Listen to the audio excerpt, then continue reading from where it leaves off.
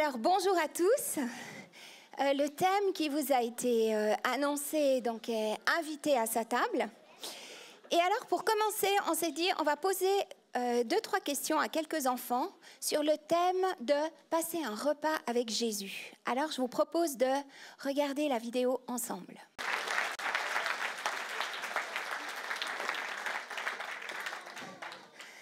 C'est vraiment trop joli. J'aime beaucoup cette spontanéité où ils ne calculent pas en fait ce qu'ils disent. Mais ils disent vraiment ce qu'ils pensent et avec le cœur. Alors, il y a eu un autre interview que peut-être vous avez, vu aussi sur les réseaux, avec un personnage public. Alors celui-là, il s'appelle Nicolas Sarkozy. C'est un journaliste qui est venu vers lui et puis qui lui a posé la question, qui lui a dit « Mais Monsieur Sarkozy, pour vous, quel serait le dîner idéal ?» avec les gens que vous rêveriez d'inviter, disons 3-4 personnes. Et alors il a répondu, il a dit, mais vous rêvez? Moi j'en veux qu'un seul, Jésus. Et il a dit, parce que si c'est vrai, quelqu'un qui ressuscite, c'est vraiment pas banal. Et si c'est pas vrai, quelqu'un qui a eu 3 ans d'existence publique et qui, 21 siècles après, parle encore à 4 milliards d'individus sur Terre, ce n'est pas banal non plus. Donc, alors, comment se fait-il que Noël soit encore fêté aujourd'hui par des milliards de personnes? Et pourquoi est-ce que la Bible reste encore et toujours le best-seller mondial, le livre le plus vendu au monde? Une des réponses pourrait être que c'est le seul livre aussi ancien dont l'auteur est toujours vivant. Alors, ChatGPT n'était pas d'accord avec moi, hein. Voilà, mais en fait, ce n'est pas lui qui dit.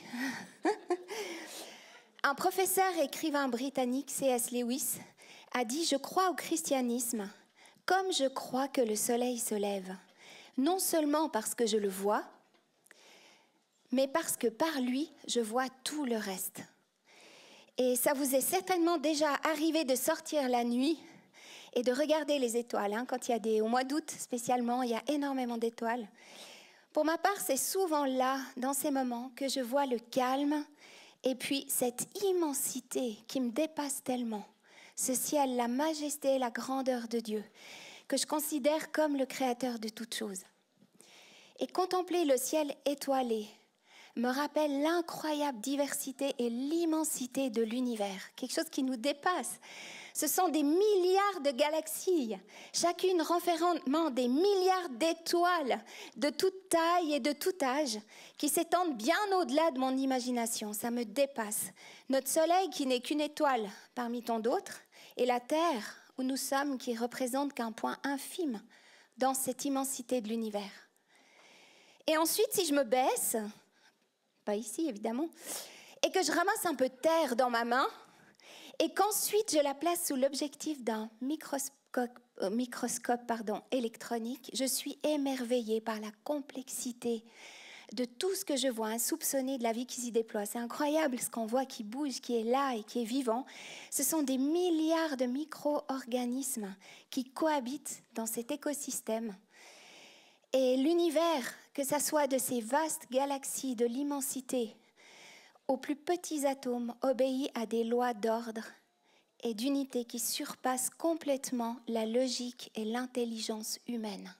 Ça nous dépasse complètement, que ce soit l'immensément grand et l'immensément petit. Et ça m'a rappelé ce passage dans Jean, dans le livre de Jean, au chapitre 1, où Jean exprime que Jésus, la parole, ou Logos, existait dès le commencement, avant la création du monde. Il explique ça. Il est dit que tout a été créé par lui et qu'en lui réside la vie. Ce passage souligne non seulement la préexistence de Jésus, Jésus existe depuis toujours, mais aussi son rôle central dans la création et dans le don de la vie.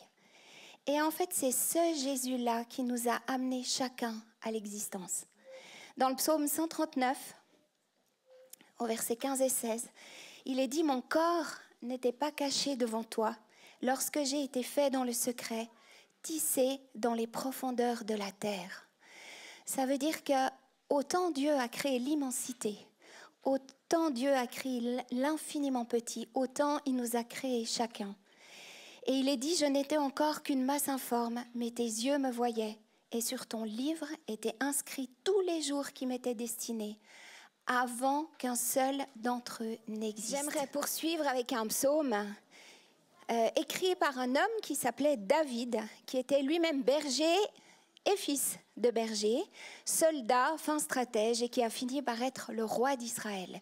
Et quand il était encore berger et qu'il était dans la montagne, dans les pâturages, il a composé plusieurs psaumes, dont ce psaume-là, le psaume 23, et peut-être qu'il l'a composé dans un même pré où d'autres bergers, 1000 ans plus tard, se trouvaient au même endroit et puis ont entendu le chœur d'ange qui annonçait la venue de Jésus. On peut imaginer que ça aurait pu être le même endroit. Et ce psaume-là, c'est le psaume 23 et c'est vraiment le psaume qu'on aimerait vous laisser aussi pour ces fins d'année parce que c'est vraiment le cœur de Dieu qui s'ouvre pour chacun d'entre nous. Donc, je vais simplement le lire. « L'Éternel est mon berger, je ne manquerai de rien. Il me fait prendre du repos dans des pâturages bien verts. Il me dirige près d'une eau paisible. Il me redonne des forces. Il me conduit dans les sentiers de la justice à cause de son nom. Même quand je marche dans la sombre vallée de la mort, je ne redoute aucun mal car tu es avec moi. Ta conduite et ton appui, voilà ce qui me réconforte. Tu dresses une table devant moi, en face de mes adversaires. Tu verses de l'huile sur ma tête et tu fais déborder ma coupe. Oui, le bonheur et la grâce m'accompagneront tous les jours de ma vie et je reviendrai dans la maison de l'Éternel jusqu'à la fin de mes jours. » Alors, qui mieux que celui qui m'a créé, qui me connaît mieux que personne, est capable de prendre soin de moi? Il connaît mes forces, il connaît mes faiblesses, il connaît mes besoins. Il me connaît dès ma naissance, avant ma naissance. Et son désir à lui est que nous le reconnaissions, lui, comme notre berger. Mais il ne forcera jamais quelqu'un à le suivre parce qu'en fait, il veut que notre cœur entier lui appartienne.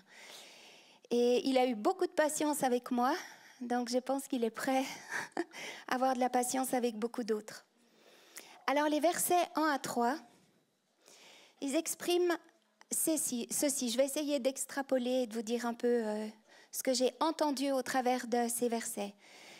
En fait, c'est celui, mon berger, qui me conduit dans mon quotidien, libéré de toute crainte.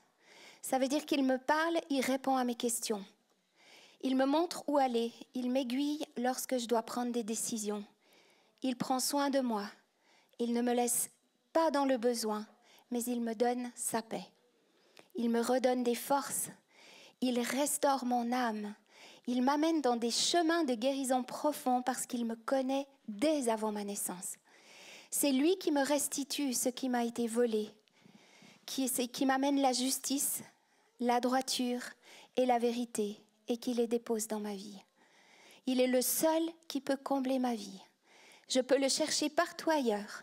Il est le seul qui, dans toutes les situations de mon quotidien, mon travail, ma famille, mes relations, peut combler ma joie, mon cœur et renouveler ma joie et mon espérance en toutes circonstances.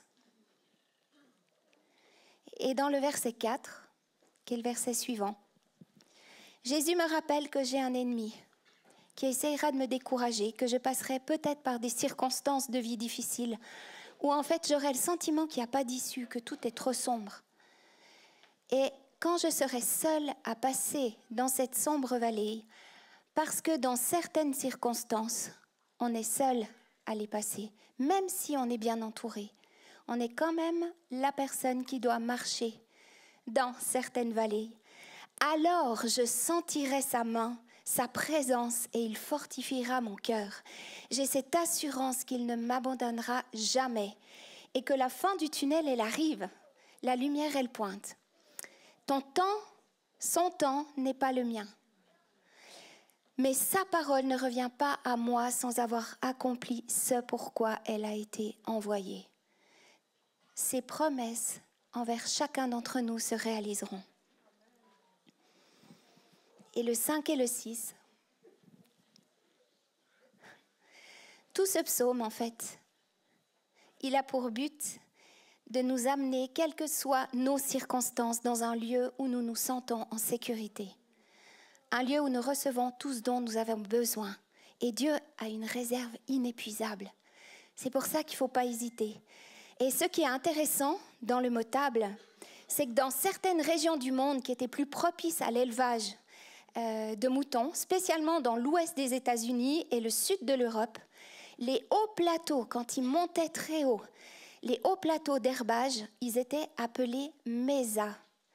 C'est un mot espagnol et portugais qui signifie table. La table ou la mesa, c'est un lieu qui se trouve en hauteur. C'est un lieu protégé où il y a l'abondance. Et c'est cette table-là, dans ce lieu-là, que Dieu me donne et Dieu m'invite pour venir devant moi en face de mes adversaires. Cette mesa, ce lieu protégé tout en haut à l'abri, avec cette table qui est là, où les ressources sont là, où il y a ce repas que Jésus a partagé avec ses disciples avant de mourir, où le pain et le vin de cette table sont le symbole de ce que Jésus a accompli pour nous, où il a donné sa vie pour nous. Dans Jean 10, 11, il dit « Je suis le bon berger et le bon berger donne sa vie pour ses brebis. » Et c'est ce qu'il a fait. Il est mort pour nos péchés et il est ressuscité pour que nous soyons justifiés et réconciliés avec notre Père. Ce sont, dans Ésaïe 53, ce sont nos souffrances qu'il a portées, c'est de nos douleurs qu'il s'est chargé. Et la punition qui nous donne la paix est tombée sur lui. Et c'est par ses blessures que nous sommes guéris. C'est la plus grande de toutes les victoires, la plus grande victoire de tous les temps. Et c'est à cette table-là que Jésus nous offre de venir. Il nous invite. C'est la table de la victoire de Jésus qui est dressée en face de tous mes adversaires. Et cette table, elle est là parce que Jésus a tout accompli et qu'il a eu la victoire en toutes choses, sur tout, toute domination, toute autorité. Il a vaincu toutes choses au travers de ce qu'il a fait. Victoire sur mes adversaires, qui peuvent être la maladie, la crainte, la peur, les angoisses, l'injustice, les insomnies, toutes ces choses-là. Ou je dirais tout ce qui me tient courbé dans l'accusation ou dans la déception. Eh bien, Jésus m'invite à venir à la table. Il m'invite à venir dans ce lieu particulier en hauteur. Et il y a une place pour toi à cette table. Même au milieu de l'opposition, en fait, Dieu donne ce dont nous avons besoin. Dieu prend soin de nous dans ce lieu qui n'est pas dépendant du lieu où je suis, qui n'est pas, je dirais, indépendant du lieu où je suis. Partout où je me trouve, se trouve cette table, ce lieu sécure. Que je sois au travail, que je sois dans ma cuisine, que je sois en train de me balader, je suis dans ce lieu parce que dans mon cœur réside ce lieu élevé, cette table qui est là parce que Jésus est présent. Et ça change ma perspective. Ça me fait voir les choses avec le regard de Dieu, ça m'élève. Elle me permet de me réjouir en toutes circonstances. Elle me permet de rire en face des difficultés. Parce que je suis assis à côté du roi des rois, de celui qui a créé l'univers, qui est là. Je suis à la maison. Et il dit, tu verses de l'huile sur ma tête et tu fais déborder ma coupe. Cette huile, c'est l'huile de guérison. C'est l'huile d'honneur, de faveur, d'amour inconditionnel qu'il a pour chacun d'entre nous. Et ça, c'est l'abondance de Dieu. Oui, le bonheur et la grâce m'accompagneront tous les jours de ma vie. Et je reviendrai dans la maison de l'Éternel jusqu'à la fin de mes jours. Dieu prend soin de nos corps, oui. Il veut pourvoir à nos besoins physiques. Mais c'est nos cœurs qu'il cherche. Et cette invitation, elle parle à nos cœurs. Peut-être qu'il y en a dans cette salle qui sentent que cette invitation, elle est pour eux. Une invitation à venir peut-être t'asseoir à cette table, rencontrer Jésus pour la première fois. Ça, c'est une invitation. Et la deuxième, elle est pour ceux qui peut-être ont quitté la table. parce qu'ils ont été blessés, parce que les temps étaient trop difficiles ou qu'il y a des choses dans leur vie où ils n'ont pas compris pourquoi ça se passait comme ça, le sentiment que Dieu les avait abandonnés. Mais aujourd'hui, Dieu t'appelle et dans les 2 invitations, il te dit « Viens et reviens ». Viens et reviens. Et j'aimerais simplement prier avec vous maintenant. Seigneur, moi je prie que dans ce temps de Noël, dans ces jours qui sont un peu comme des jours à part, que Père, tu viennes parler à nos cœurs, à chacun, à chaque personne qui est ici présente dans cette salle, que tu parles à son cœur. Seigneur, moi je crois qu'il y en a que tu appelles, qui sont presque prêts à venir s'asseoir à la table. Et j'aimerais te demander que dans ces temps particuliers, le chemin se fasse, qu'il y ait comme une révélation qui vienne, une compréhension nouvelle qui vienne dans les cœurs. Et qu'à un moment donné, plusieurs puissent dire « Oui, je viens m'asseoir. Je viens m'asseoir. Je ne comprends pas tout, mais je viens m'asseoir. » Et Seigneur, j'appelle vraiment une faveur et une bénédiction particulière sur les personnes qui sont dans cette situation et qui sont entre deux et qui disent « Je ne sais pas. Je ne sais pas ce que je veux faire. » Moi, je prie que par l'amour que tu déposes dans leur cœur et par des convictions, tu les amènes à venir s'asseoir. Parce que c'est le seul endroit où ça vaut la peine d'être assis. C'est dans ton cœur, vers toi et avec toi. Et j'aimerais t'apporter aussi ceux qui, en fait, ont quitté cette table parce qu'il y a eu des circonstances qui étaient trop difficiles, ou alors à cause de choix de vie différents, ou en fait ils se sont éloignés. Et maintenant ils se disent, mais en fait je ne crois pas que je puisse revenir. C'est fini pour moi, j'étais assis, mais en fait je suis partie, donc est-ce que je peux revenir? Et on a chanté ce chant qui disait, mais non, on n'est pas trop brisé ou trop loin pour pouvoir revenir et s'asseoir à cette table. Et aujourd'hui, il y a cette invitation. Reviens t'asseoir à ma table. Reviens t'asseoir à ma table. Et Seigneur, merci pour ce que tu fais dans les cœurs aussi et pour la manière dont tu agis, dont tu te révèles et tu te manifestes.